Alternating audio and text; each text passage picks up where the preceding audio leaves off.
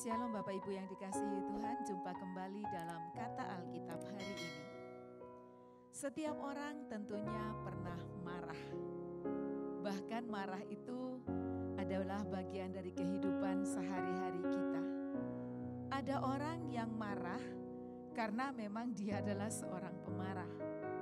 Ada yang terlahir dari gen orang-orang yang suka marah dan tidak menutup kemungkinan anak-anaknya pun akan mengalami hal semacam itu.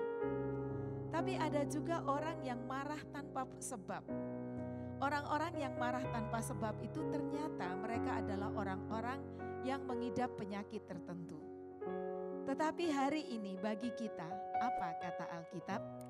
Efesus 4 ayat 26 sampai 27 saya akan bacakannya.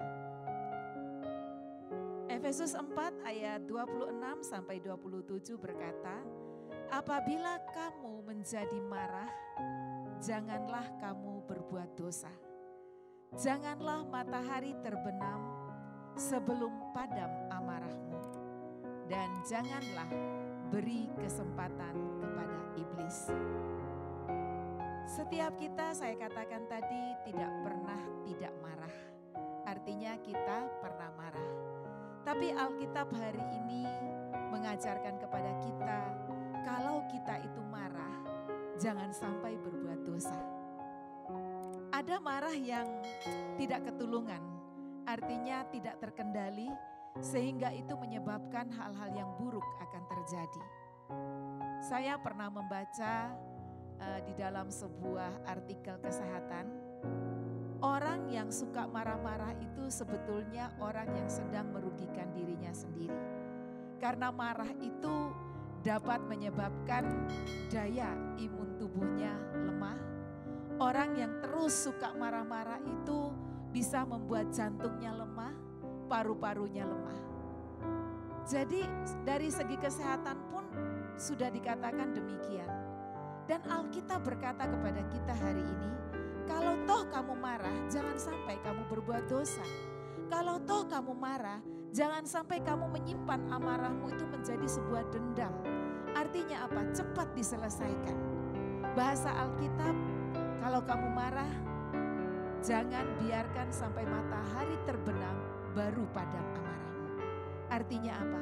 Kita harus segera menyelesaikannya. Amarah itu tentu ada sebabnya. Ya, tadi saya katakan bahwa tidak mungkin orang marah itu asal-asalan marah gitu ya. Marah itu disebabkan karena sesuatu itu tidak sesuai dengan harapan, sesuatu itu tidak sesuai dengan keinginan, atau sesuatu itu berjalan dengan tidak sebenarnya. Itu penyebab marah. Nah, hari ini kita belajar, walaupun kita bisa marah, tetapi jangan amarah itu mengendalikan kita. Kita harus mengendalikan amarah kita supaya kita tidak berbuat dosa.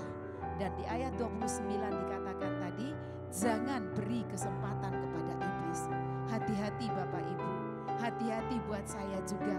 Kalau kita marah, itu kita sedang memberikan kesempatan kepada iblis untuk merugikan diri kita dan juga orang lain yang kita marahi.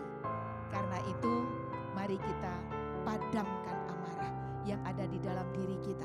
Sebagai orang-orang yang dimiliki oleh Kristus atau yang memiliki Kristus, di dalam diri kita ada benih ilahi. Mari kita tumbuhkan benih ilahi di dalam diri kita sehingga kita tidak menghasilkan karakter yang marah, tetapi sebaliknya ada karakter ilahi di dalam diri kita.